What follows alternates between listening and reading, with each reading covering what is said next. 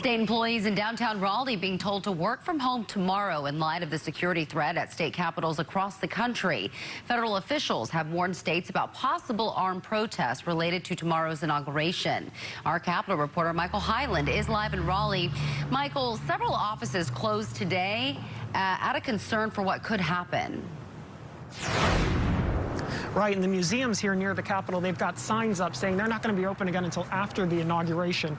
Law enforcement officials, though, they're concerned not just about this area by the Capitol, but throughout downtown Raleigh. And some of the precautions they were taking today caught some people by surprise.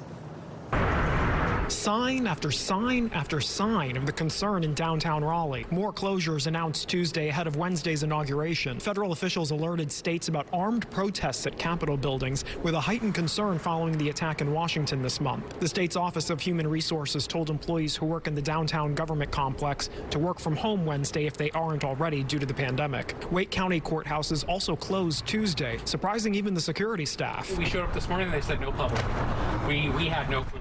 James Taylor came here from Virginia needing to get in. Came down there, I said, Raleigh's a ghost town.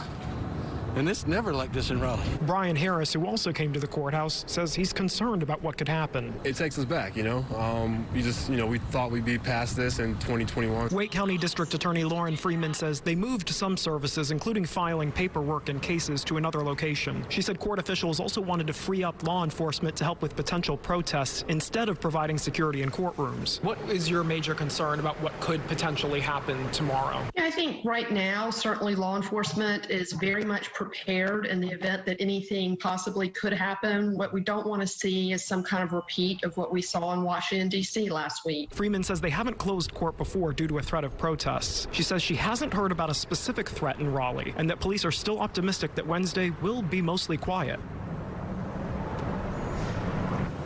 A spokesperson for the Department of Natural and Cultural Resources says they told employees to telework to the extent that they can and that people are being paid for these days. She said some employees considered mandatory will come to work in person as needed. Live in Raleigh, Michael Hyland, CBS 17 News.